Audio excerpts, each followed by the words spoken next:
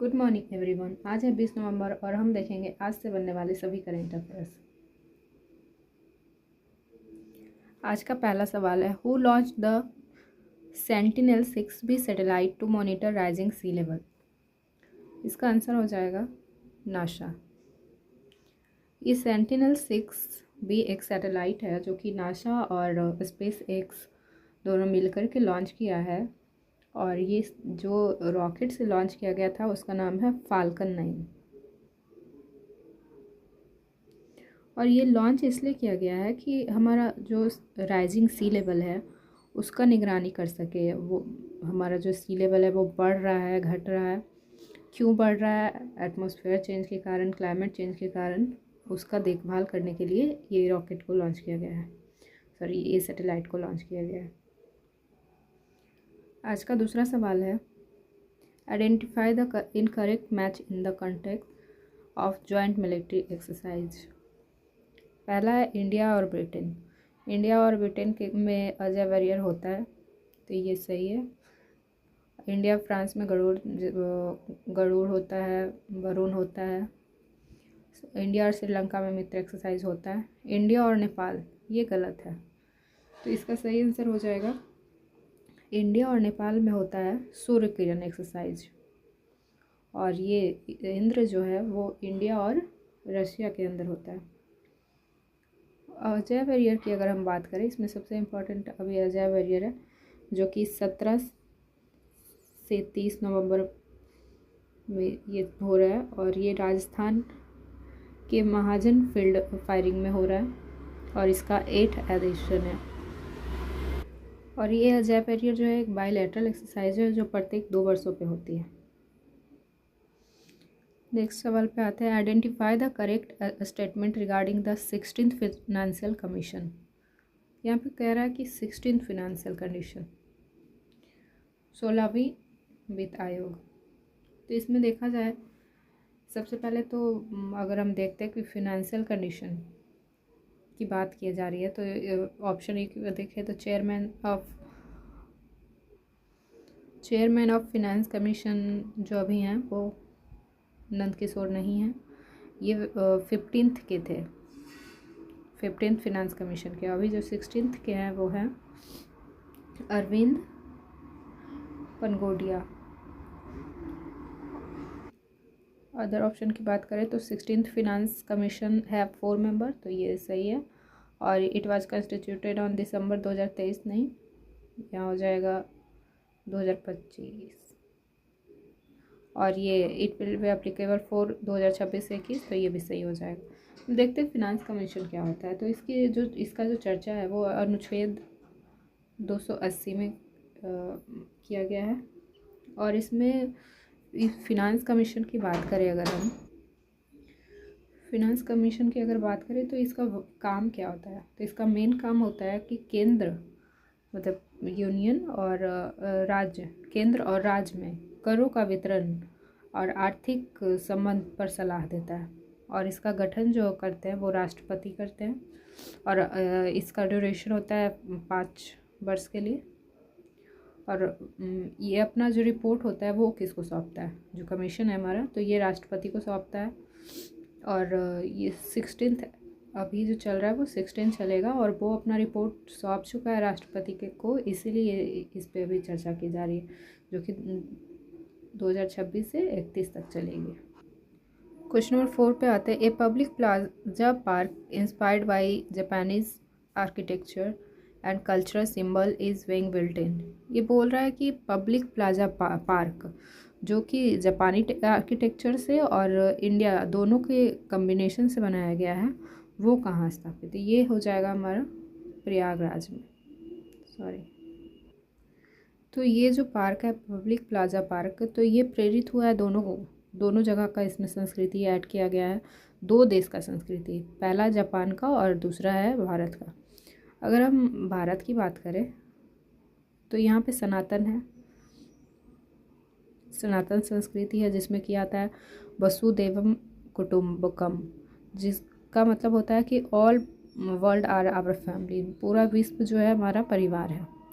और अगर जापान की बात करें तो जापान में होता है शिंतो संस्कृति, जिसका कि मतलब होता है वा दर्शन। वा दर्शन का मतलब होता है पूरी दुनिया में भाईचारा पर आधारित होता है वो। तो भारत और जापान मतलब सनातन और शिंतो दोनों संस्कृति को शामिल कर करके ये पार्क बनाया गया है, जो कि पब्लिक प्लाजा पार्क है और ये प्रयागराज में बनाया गया है। आते हैं नेक्स्ट क्वेश्चन पे, where is the national travel film festival and carnival held.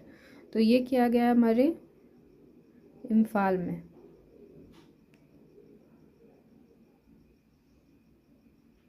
Imphal के मणिपुर में ये ट्रैवल फिल्म फेस्टिवल जो होता है वो जनजाति गौरव वर्ष के अवसर पर मनाया गया है, जिसमें कि इसका 150 एडिशन चल रहा था। भारत में 9 राज्य की 23 जनजाति फिल्म प्रदर्शन हुआ है। अगर हम भारत में बात करें तो टोटल नंबर ऑफ ट्रैवल्स हो जाएगा 8.6%। अगर बिहार की बात करें तो यहाँ पे हो जाएगा 0.9%। यहाँ पे जनजाति की आबादी है। आते हैं नेक्स्ट क्वेश्चन पे, which operation has the US launched against नेक्रो terrorist. तो ये जो नेक्रो टेररिस्ट है वो होता है नशीले पदार्थों की तस्करी को रोकने के लिए एक ऑपरेशन चलाया गया है यूएस के द्वारा। तो किसके अगेंस्ट चलाया गया है, तो ये हो जाएगा सॉदर्न स्पेयर के अगेंस्ट। इसमें अमेरिका 15,000 सैनिकों को तैनात किया है और इसका क्षेत्र हो जाएगा कैरेबियन एरिया, जो कैरेबियन एरिया उसमें, और सॉदर्न अमेरिका में। मेनली सॉदर्न अमेरिका और कैरेबियन क्षेत्र में ही लगाया गया है 15,000 सैनिकों को इस नेक्रो टेररिज्म को रोकने के लिए, जिसका की नाम है ऑपरेशन सॉदर्न स्पेयर। अगर हम अदर ऑप्शन की बात करें जैसे कि ऑपरेशन एटलांटा, तो ये लॉन्च किया गया था यूरोपियन यूनियन के द्वारा, ईयू के द्वारा, जो कि समुद्री लुटेरों से बचने के लिए, जैसे समुद्री लुटेरों में आ जाते हैं सोमालिया और हैती। मेनली ये चलाया गया था रेड सी और इंडियन ओशन में। अगर ऑपरेशन ट्रू प्रॉमिस की बात करें तो ये ईरान के द्वारा लॉन्च किया गया था इजराइल पर। और ऑपरेशन मिडनाइट हैमर की बात करें तो ये अमेरिका के द्वारा चलाया गया था, लॉन्च किया गया था ईरान पर, और ईरान के 3 परमाणु ठिकानों को ध्वस्त कर दिया था, जिसमें कि पहला नाम है फर्दो, दूसरा है नजांत और तीसरा है इस्फाइन। आते हैं next question, who has become the second Indian to score 400 run and take 300+ wicket in test cricket. तो इसका आंसर हो जाएगा रविंद्र जडेजा। इनका नाम अभी इलाइट क्लब में ऐड किया गया है। अब इलाइट क्लब में नाम शामिल करने के लिए क्राइटेरिया क्या होता है, तो उसमें क्राइटेरिया होता है 400 रन और 300+ विकेट, जिसको कि बोला जाता है ऑलराउंडर, मतलब ये रन भी बना सकते हैं और विकेट भी ले सकते हैं। अगर इसमें पहला व्यक्ति का नाम देखा जाए तो ये फर्स्ट हो जाएंगे कपिल देव।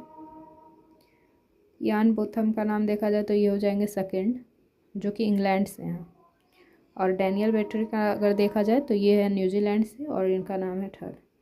मतलब कि ऐसे ही अगर देखा जाए रविंद्र जडेजा का तो ये टोटल मतलब वर्ल्ड में देखा जाए तो ये 4th नंबर पे है, लेकिन एज इंडियन देखा जाए तो ये 2nd नंबर पे है। तो सेकेंड इंडियन जिनका कि नाम इलाइट क्लब में शामिल किया गया है। आते हैं नेक्स्ट क्वेश्चन पे, the Supreme Court has order the declaration of Saranda forest in which state as wildlife sanctuary. तो ये हो जाएगा झारखंड।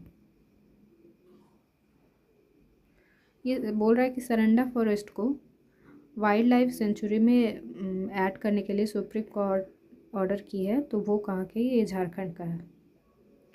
सरंडा फॉरेस्ट की बात करें तो ये पश्चिम सिंहभूम में स्थित है, जो कि 700 पहाड़ियों की भूमि के नाम से जाना जाता है। और ये पूरे एशिया में लार्जेस्ट साल वृक्षों का वन है। साल या सखुआ पूरे एशिया में सबसे लार्जेस्ट जो वन है साल वृक्ष का, वो यही है, सरंडा वन। और इसका टोटल एरिया जो है वो 31,468 हेक्टेयर में है। और इसमें इसको रिकॉग्नाइज तो किया गया था 1968 में, 1968 में। लेकिन सुप्रीम कोर्ट ने अभी ऑर्डर दिया है, झारखंड गवर्नमेंट को निर्देश दिया है कि इसको वाइल्ड लाइफ सेंचुरी में ऐड किया जाए। अगर हम झारखंड की बात करें तो यहाँ पे टोटल जो फॉरेस्ट है वो 30% है। कल हमने देखा था मिनरल्स में, तो ये मिनरल्स में भी सबसे ज़्यादा यहाँ पाया जाता है, जो कि 40% है। और अगर फॉरेस्ट की बात करें तो फॉरेस्ट यहाँ 30% है। मैप से देखते हैं कि ये जो वाइल्ड लाइफ सेंचुरी है वो पश्चिम सिंहभूम में, यहाँ पे हो जाता है ईस्ट सिंहभूम, ये है वेस्ट सिंहभूम। यहाँ पे ये फॉरेस्ट लोकेटेड है, लेकिन अभी तक वहाँ की गवर्नमेंट इसे शामिल किया नहीं है, लेकिन सुप्रीम कोर्ट के द्वारा इसमें ऑर्डर आ गया है कि इसको शामिल करना है।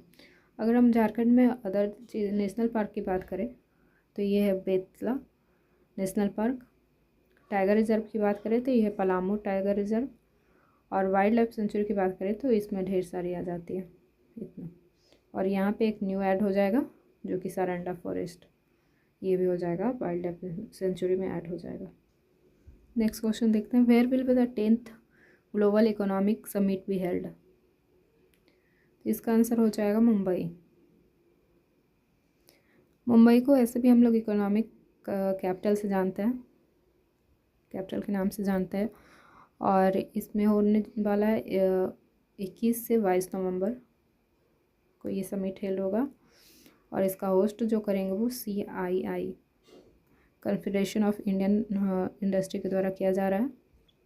और CII plus world trade centre Mumbai के द्वारा ये किया जा रहा है। तो 10th ग्लोबल इकोनॉमी समिट जो है वो मुंबई में हो रहा है। आते हैं नेक्स्ट क्वेश्चन पे, where was 20 annual international Tripitaka chanting festival held. ये त्रिपिटक चैंटिंग होता क्या है? तो ये